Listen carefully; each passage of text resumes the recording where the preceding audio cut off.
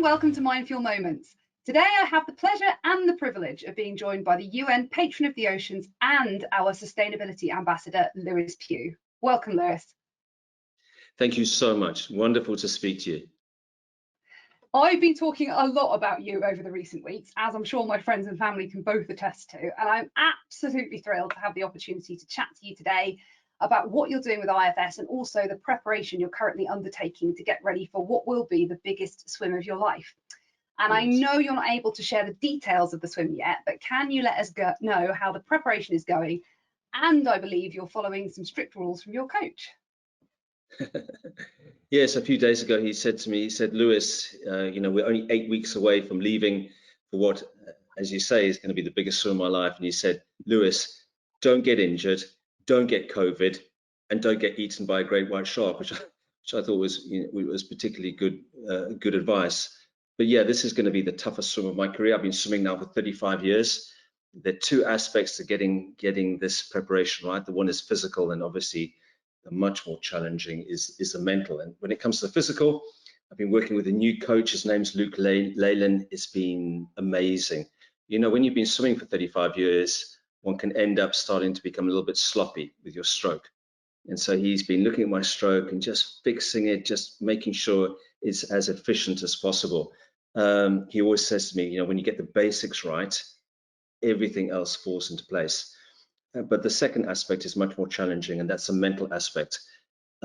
Cold water swimming is the only sport in this world where the more experience you have, the harder it becomes. So if you think of all the other sports, tennis, cricket, rugby, whatever the case may be, the more experience you have, the more balls you hit, or whatever the case may be, the easier it becomes and the better you become at it. That's not the case with cold water swimming. And there's a simple reason for that.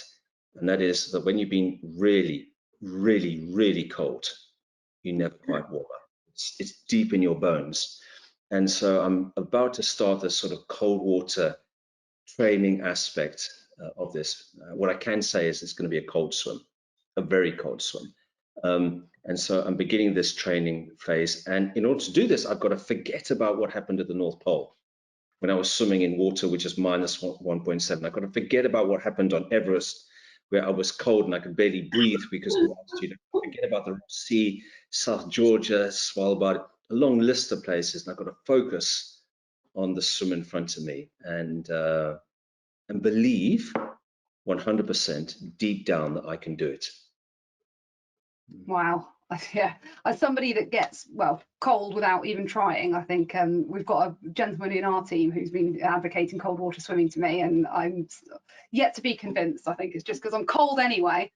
So I just think the thought of being cold permanently, I don't know if I'd manage. But yeah, no, it's really, really exciting, and obviously really excited to have you on board in your role as Sustainability Ambassador for IFS. So as you know, on April the 22nd, which was Earth Day, we announced our multi-year commitment to sustainability, and that's where we announced obviously that you would be joining us in your capacity as sustainability advisor.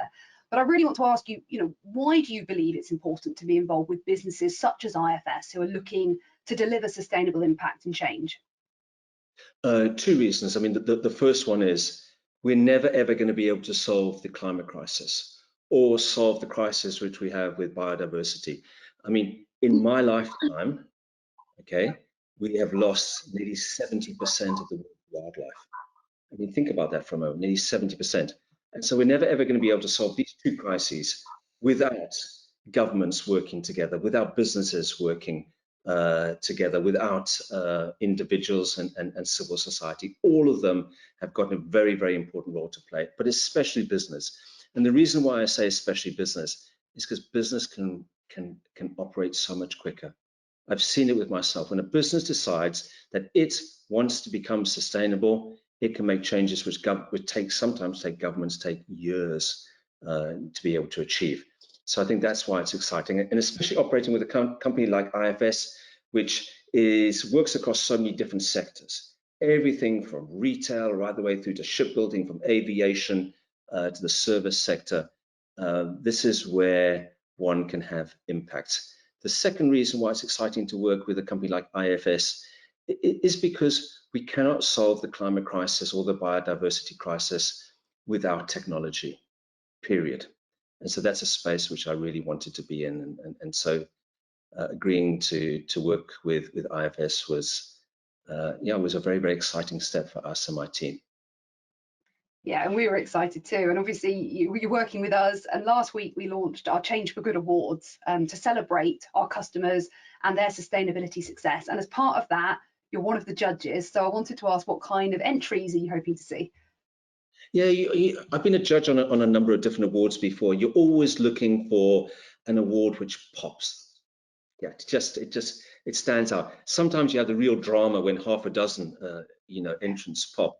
But you're looking for something. You're looking for a company or an individual who really has embraced sustainability, and not just a concept, but it's actually taken concrete action and delivered results. You're looking for that. You're looking for something that goes above and beyond what everybody else is doing, pioneering, setting a pathway. Absolutely. I'm really excited. I'm looking at, obviously, when the nominations start coming in, it's something I'm going to be really excited to start reading through them. They'll be really interesting, I have no doubt.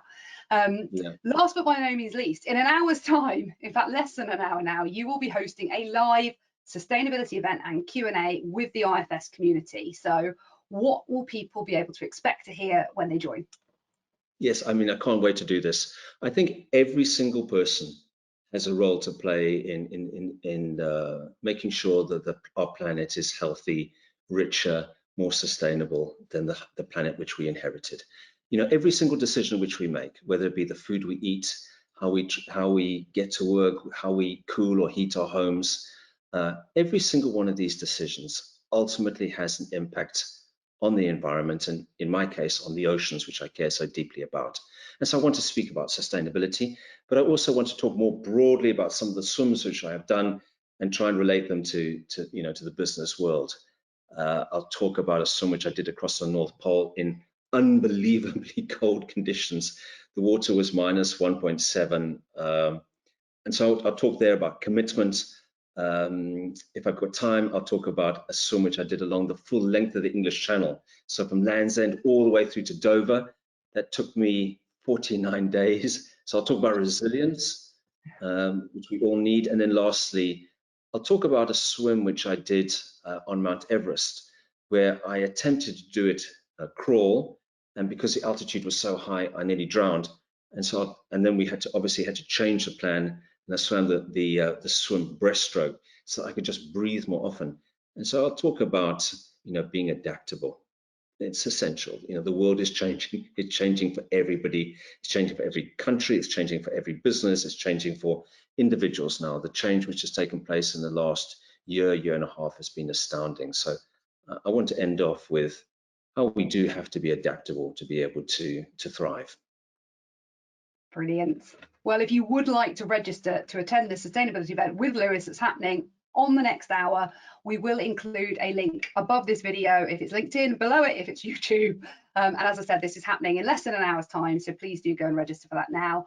On behalf of myself, on behalf of Lewis, thank you ever so much for joining us today. Thank you for watching, and we will see you next week for another MindFuel Moments. Bye-bye.